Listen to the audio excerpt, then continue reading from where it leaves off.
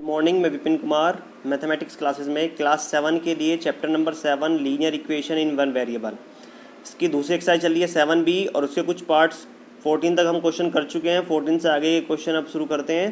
तो question number 15 देख लेते हैं। 15, 16, 25 तक क्वेश्चन होंगे ये।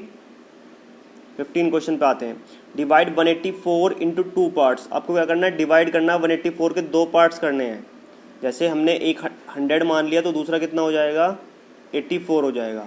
ठीक है, 184 में से अगर 100 माइनस करेंगे, अगर हमने एक पार्ट 100 माना तो दूसरा पार्ट निकालने के लिए हमें 84 में से 100 माइनस करना पड़ेगा, तो कितना आ जाएगा, वो 84 आ जाएगा। ठीक है, तो एक पार्ट हमने x मान लिया, दूसरा 184 माइनस x मान लिया।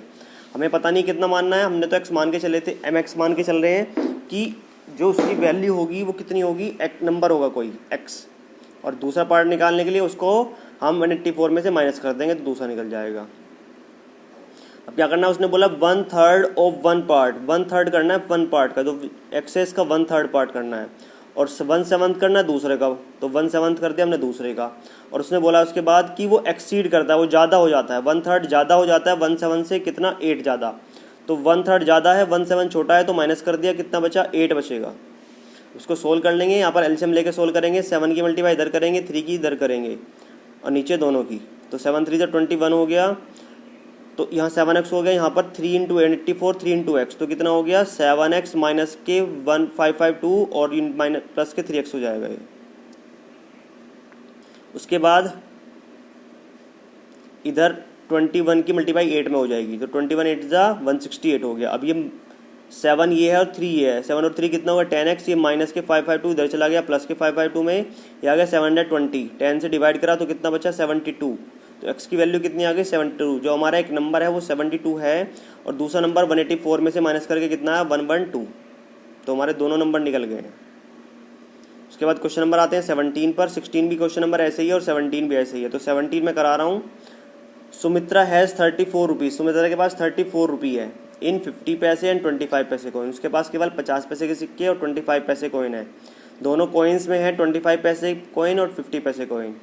इफ़ द नंबर ऑफ 25 पैसे कॉइन, उसने कहा जो 25 पैसे के जो कॉइन हैं वो 2 टाइम्स हैं किसके, नंबर ऑफ 50 पैसे कॉइन, जितने 50 पैसे कॉइन हैं उससे 2 टाइम्स 25 पैसे के कॉइन है। तो आपको बताना है कि कौन से कॉइन कितने नंबर हैं, मतलब 50 पैसे कितने कॉइन है और 25 पैसे कितने कॉइन है। तो हमने मान लिया 55 पैसे कॉइन x हैं, तो 25 के कितने हो जाएंगे, उससे 2 टाइम्स 2x हो जाएंगे, तो टोटल मनी कितनी है 34।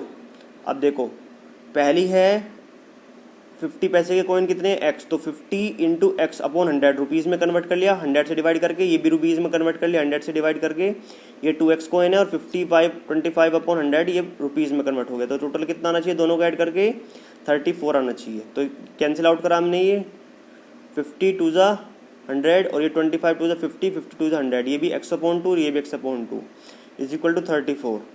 x अपॉन 2 कितना बन गया, ऐड करके x बन गया, ये कितना हो गया 34।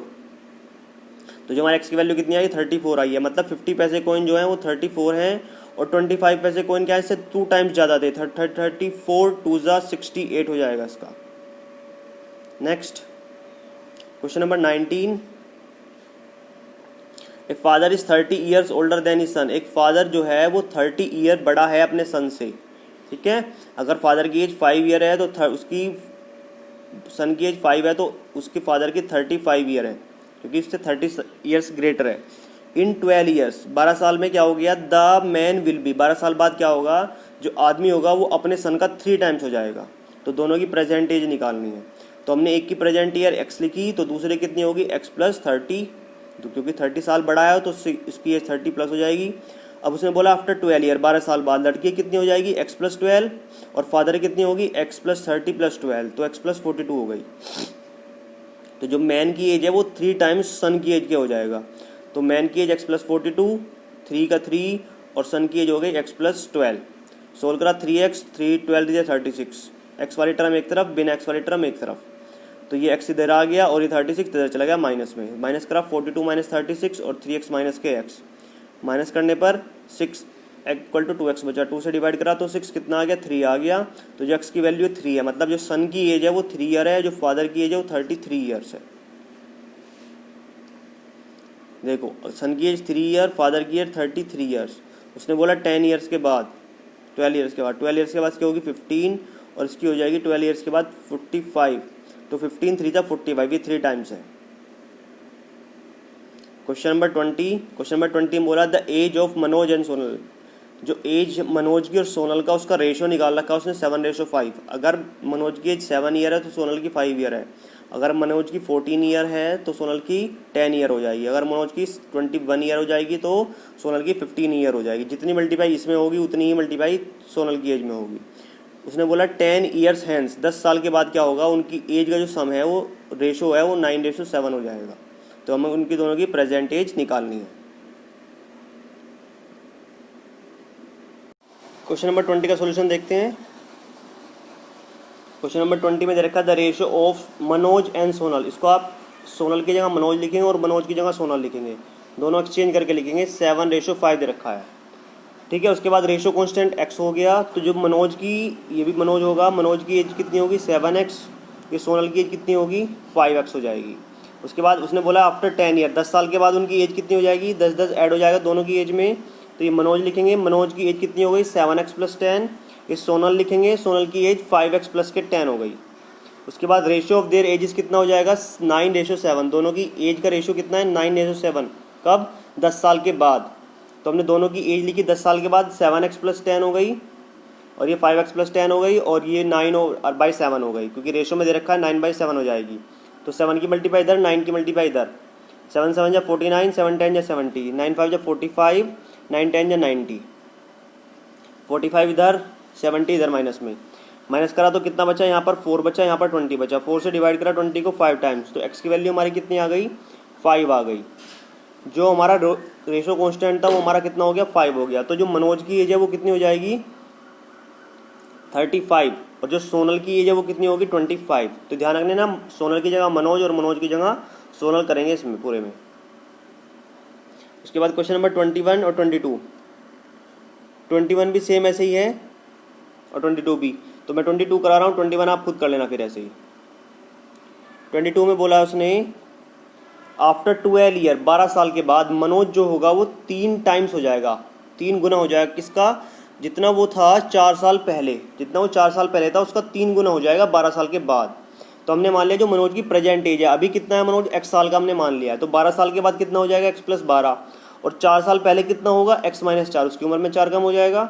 अब उसने बोला है कि 12 साल के बाद जो एज होगी वो कितनी होगी 3 टाइम्स होगी, 3 गुना होगी कितनी, जब 4 साल पहले था। तो हमने लिख दिया है।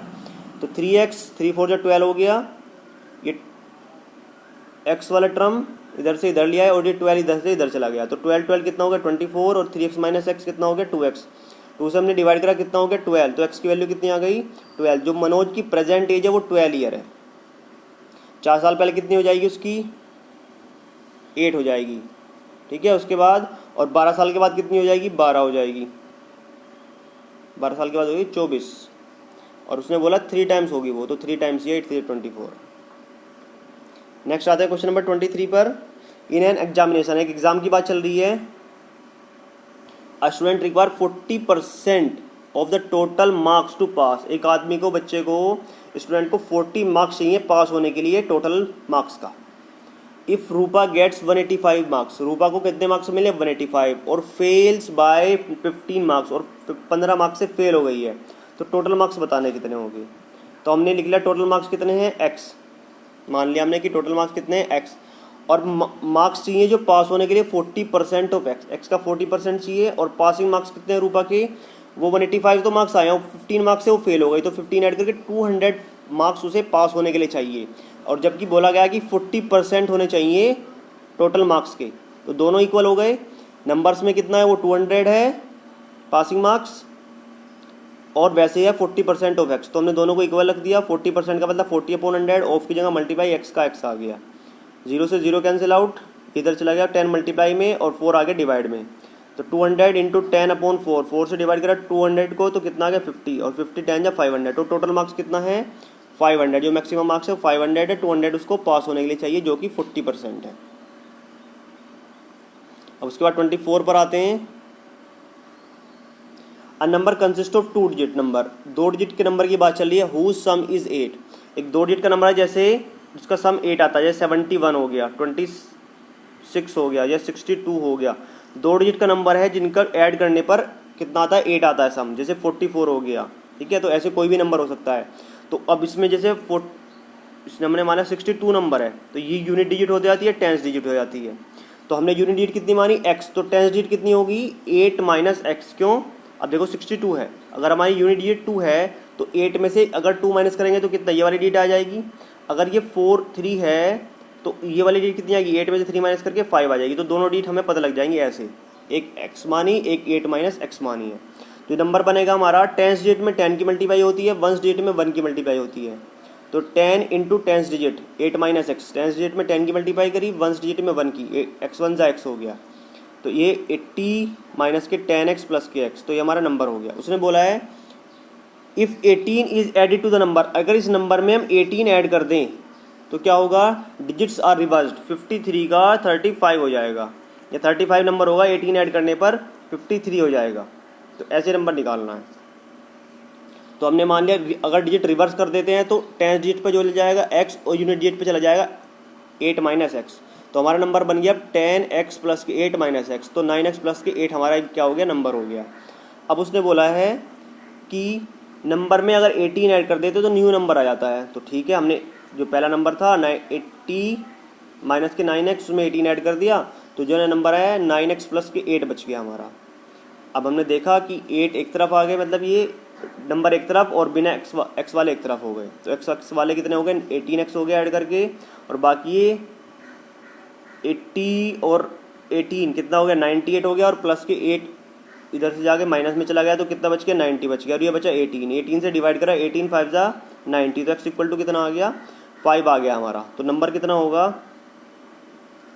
जो नंबर था हमारा 80 माइनस 9x और x की जगह 5 है, 5 9 जा 45, तो 35 हमारा नंबर हो गया है, जिनका डिजिट का सम कितना है 8, और अगर इसमें 18 ऐड कर देते तो 53 ये बन जाएगा। अरे लास्ट क्वेश्चन है इसका 25, यहाँ तक ही करने हैं बस। The total cost of 3 table and 2 chairs is ₹1850। उसने बोला है जो 3 टेबल खरीदते हैं और 2 चेयर खरीदते हैं तो उसका कॉस्ट कितनी पड़ती है हमें, 1850 उसकी कॉस्ट पड़ती है हमें। इफ़ द टेबल कॉस्ट, जो टेबल की कॉस्ट है वो 75 रुपये ज़्यादा है किससे, चेयर की कॉस्ट से। टेबल महंगी है कितनी रुपये, 75 रुपये। हमने मान लिया चेयर की कॉस्ट कितनी है, x रुपये, तो टेबल की कितनी हो जाएगी, उसमें 75 ऐड होकर आएगा क्योंकि ज़्यादा है वो 75। अब हम लेके 3 टेबल प्लस 2 चेयर कितने की है, 1850 रुपीज़ की है। 3 का 3 टेबल कितने रुपए की है, x प्लस 75 की, प्लस 2 इंटू चेयर कितने की, x रुपये की, तो 1850। x की मल्टीप्लाई की 3x, 3 इंटू 75, तो 3x plus 225 equal plus 2x equal to 1850। तो ऐड करा कितना हो गया 5x, 2 to 5 इधर माइनस में चला गया, तो कितना बचा 5x इक्वल टू 1625। अब ये 5 से डिवाइड करा तो 325, जो हमारी चेयर की कॉस्ट है वो 325 है, और जो टेबल की कॉस्ट है वो 75 ऐड करके 400 हो गई। तो दोनों की कॉस्ट निकल गई है, बस ये निकालनी थी हमें। तो ये एक्सरसाइज यहीं पे फिनिश हो जाती है। अगर आपको भी एक्सरसाइज में कोई प्रॉब्लम है, किसी क्वेश्चन नहीं समझ में आ रहा है कोई, तो आप वो मेरे से पूछ सकते हैं। और वीडियो देखने के लिए थैंक्स।